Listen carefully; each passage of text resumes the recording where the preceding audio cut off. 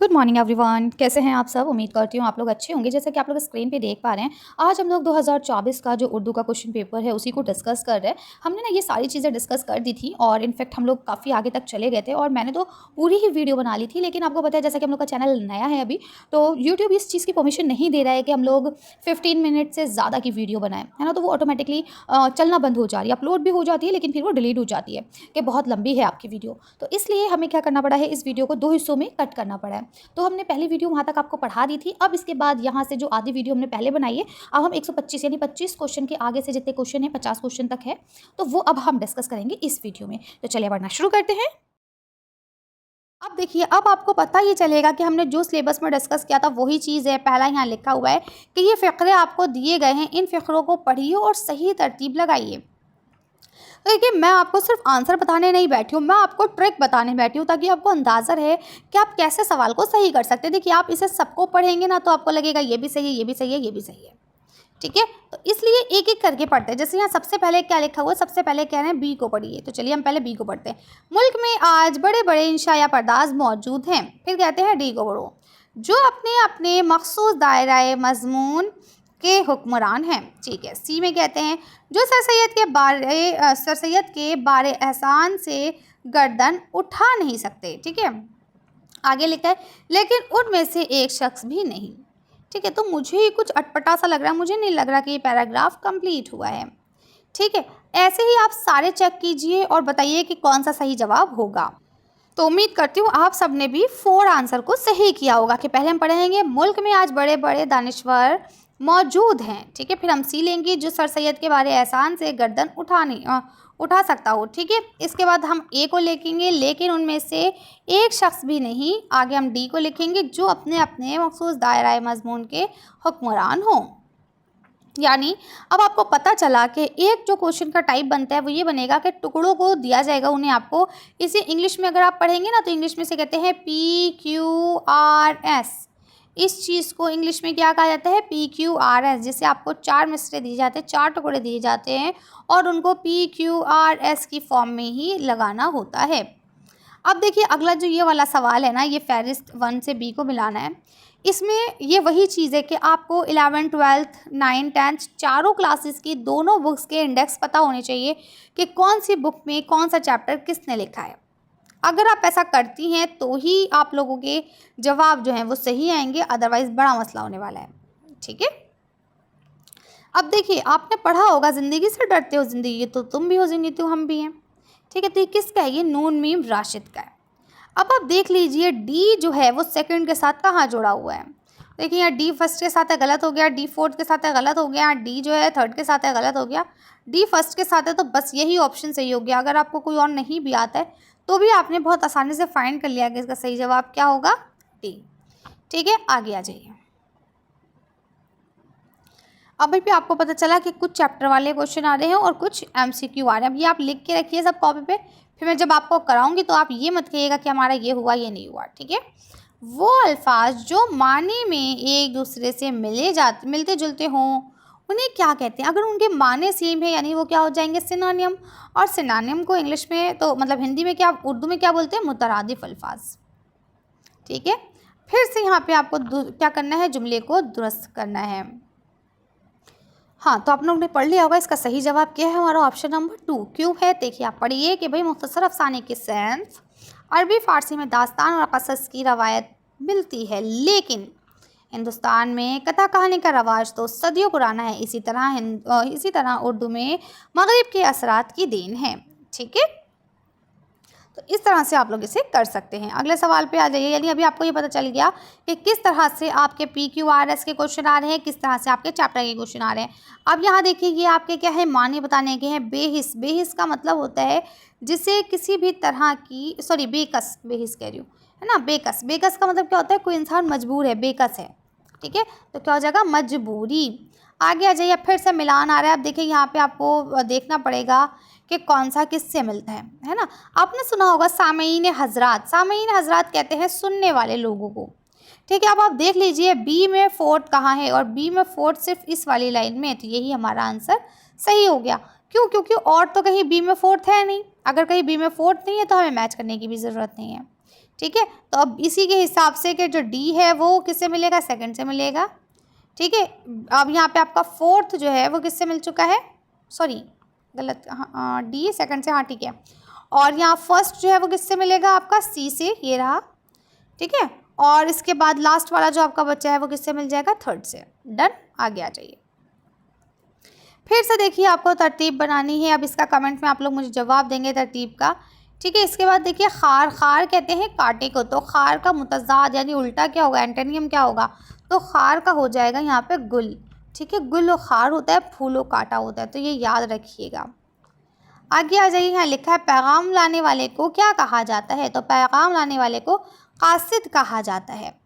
फिर फहरिस्त में लानी है। अब बताइए यहाँ क्या करना है, यहाँ देखिए, यहाँ आपको बताना है कि गज़ल का मशहूर शायर कौन है, मरसिया कौन कहता था। ठीक है। तो मरसिया जो थे वो अनीस भाई साहब कहते थे।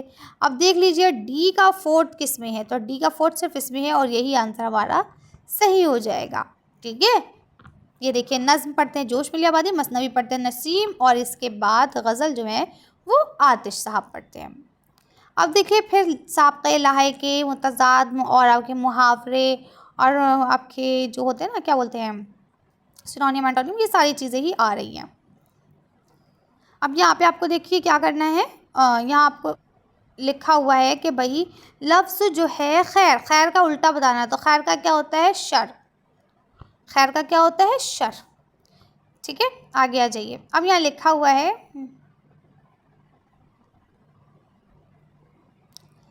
ठीक है। अब इसके बाद नेक्स्ट क्वेश्चन यहाँ लिखा हुआ है कि भाई जिस सर को गुरूर आज है यहाँ ताजवरी का, कल इस पे यही शोर है फिर नोहे गिरी का। ठीक है। तो कहते हैं इसमें ताजवरी का मतलब क्या है, तो ताजवरी जो है वो असल में किसके लिए इस्तेमाल किया गया, बादशाहत के लिए। ठीक है। आगे आ जाइए। फिर आपको फहरिस्त दी गई है, बताना है, तो अब आपको पता होना चाहिए कौन सी चीज़ क्या है। तो मीर अमन जो थे वो दास्तान गोश आए थे, सॉरी अदीब थे। तो अब आप देख लीजिए कि कहाँ पे फोर्थ के साथ ए मिला हुआ है, तो फोर्थ के साथ ए सिर्फ यहाँ मिला हुआ है, ये हमारा ऑप्शन सही हो गया। ठीक है। खाका किसने लिखा, शाहिद अहमद दहलवी ने, तो देखिए बी के साथ सेकंड मिला हुआ होगा।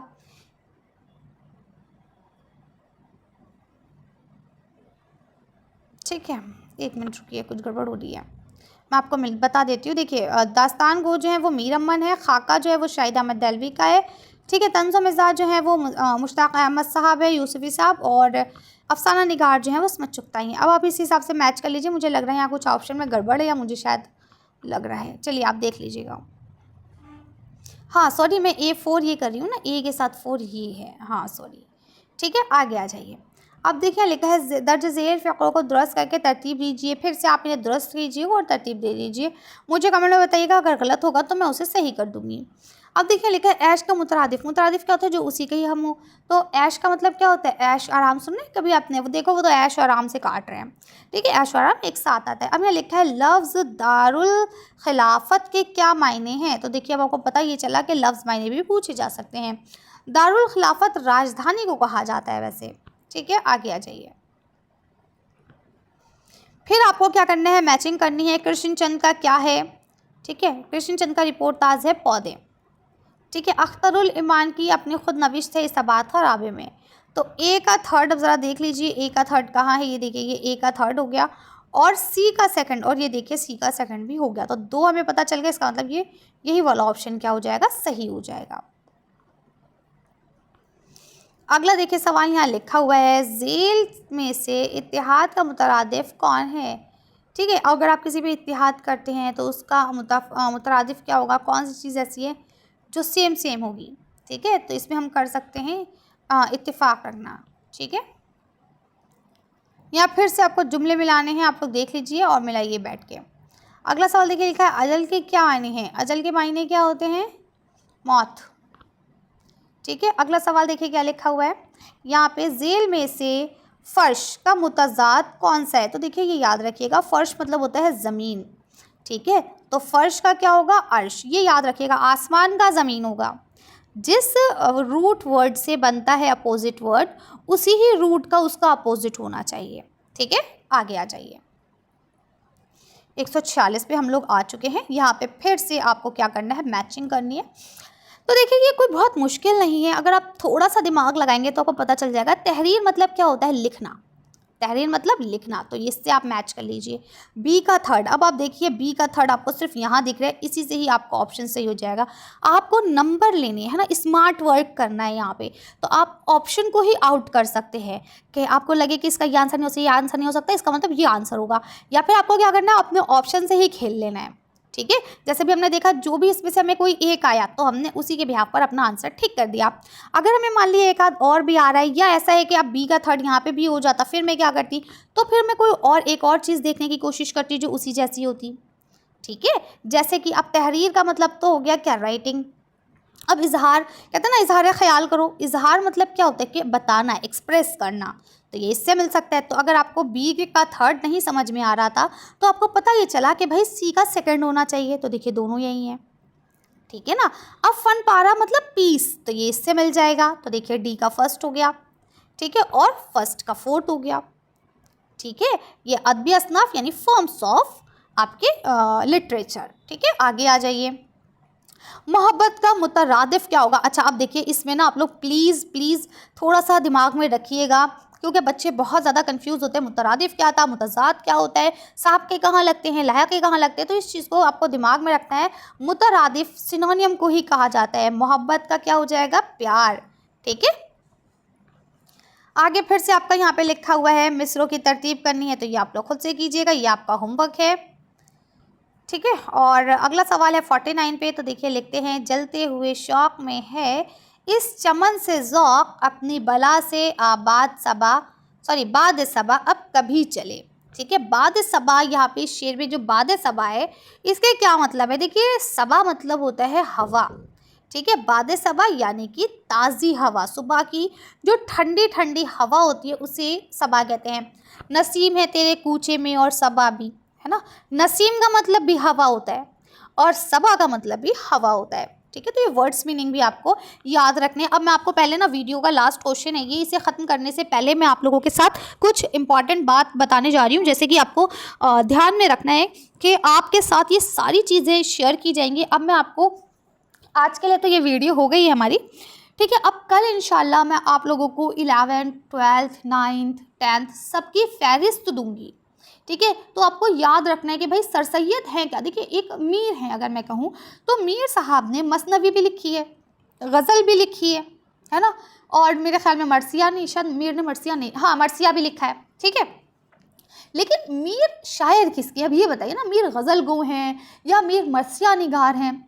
तो ये चीज़ आपको पता होना चाहिए कि एक इंसान फील्ड तो उसकी कुछ पढ़ाने को, देखिए अब जैसे मैं हूँ, अगर आप मुझसे पढ़ने बैठेंगे तो मैं आपको 10th क्लास तक मैथ्स भी पढ़ा सकती हूँ, अगर आप मुझसे पढ़ने बैठेंगे तो मैं आपको साइंस भी पढ़ा सकती हूँ, है ना। लेकिन स्पेशल फील्ड क्या है, मेरा मास्टर्स किस में है ना, मैं आगे जो एजुकेशन ले रही हूँ, जो मैं PhD कर रही हूँ, वो मेरा किस में हो रहा है, वो उर्दू है ना।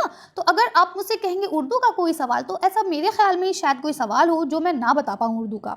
लेकिन हाँ, अगर आप मुझसे मान लीजिए इकोनॉमिक्स में कुछ पूछने आते हैं तो हो सकता है मैं कुछ बता पाऊँ, हो सकता है कुछ जगह मैं आपसे माजरत कर लूँ, क्यों, क्योंकि मेरा वो मेन पेपर नहीं है। इसी तरह से जो शायर होते हैं या जो अदीब होते हैं, तो वो सब कुछ लिख सकते हैं, सब कुछ, भाई उनका दिमाग है, वो कुछ भी कर सकते हैं, लेकिन उनकी एक स्पेसिफिक फील्ड होती है। तो ये इसी तरह से आपसे क्वेश्चन अभी ऊपर पूछा गया है। ठीक है, तो ये सारी चीज़ें डेली बेसिस पे आपको मिलती रहेंगी इंशाल्लाह। तो आप लोग चैनल के साथ जुड़े रहें, और ये लास्ट क्वेश्चन ख़त्म करने से पहले आप लोग से यही रिक्वेस्ट है कि प्लीज़ चैनल को ज़्यादा से ज़्यादा शेयर करें, ताकि ये चैनल भी जल्दी से ग्रो हो। जिस तरह से आपने सनराइज़ स्टडी को खूब प्यार दिया है ना, कितनी तरक्की पे पहुँचाया, इस तरह से इसके साथ भी आप लोग यही करें। मैं उम्मीद करती हूँ कि आप लोग इस चीज़ को मतलब मेरी जो इजहार ख्याल है इसे आप समझेंगे। ठीक है, अब देखिए लास्ट सवाल यहाँ लिखा है, वो अल्फाज जो माने में एक दूसरे की ज़िद हो, ज़िद मतलब क्या होता है, उल्टे। ठीक है, मैंने कहा सुबह, आपने कहा शाम, उन्हें क्या कहा जाता है, तो जाहिर सी बात है उल्टे लफ्ज़ों को क्या कहा जाता है, मुतज़ाद। मुतरादिफ क्या होते हैं, जो सिनोनियम होते हैं। मुनफरद और मुरक्कब, मुनफरद होते हैं अलग अलग और मुरक्कब होते हैं उन्हें जोड़ के लिख दिया गया। ठीक है, तो ये था हमारा 2024 का उर्दू का पेपर। ठीक है, अब अगर आप 2025 में लेना चाहते हैं तो पैटर्न सेम ही रहेगा। अब इसी बिहाफ पर हम क्या करेंगे, क्वेश्चंस को पढ़ेंगे, बहुत सारे क्वेश्चंस मैं आपके लिए लाऊंगी, उसे हम डिस्कस करेंगे, और मैं कोशिश करूंगी कि 23 का और 22 का भी हमें मिल जाए तो बेहतर है। ठीक है, CUT के पेपर, तो वो भी मैं आपके साथ शेयर करूँगी और कुछ मैं आपको प्रैक्टिस पेपर भी दूँगी। तो आप लोग जुड़े रहे। अच्छा, अब आप सोच रहे होंगे मैम बाकी सब्जेक्ट की, तो बेटा बाकी सब्जेक्ट्स की भी इंशाल्लाह आ जाएंगी। असल में सर अभी आप लोगों के लिए PPT वगैरह बनाने में थोड़ा मसरूफ़ है, तो वो इंशाल्लाह आपको वो सारी चीज़ें भी पढ़ा देंगे। तो चलिए मिलते हैं नेक्स्ट वीडियो में। Thank you for watching.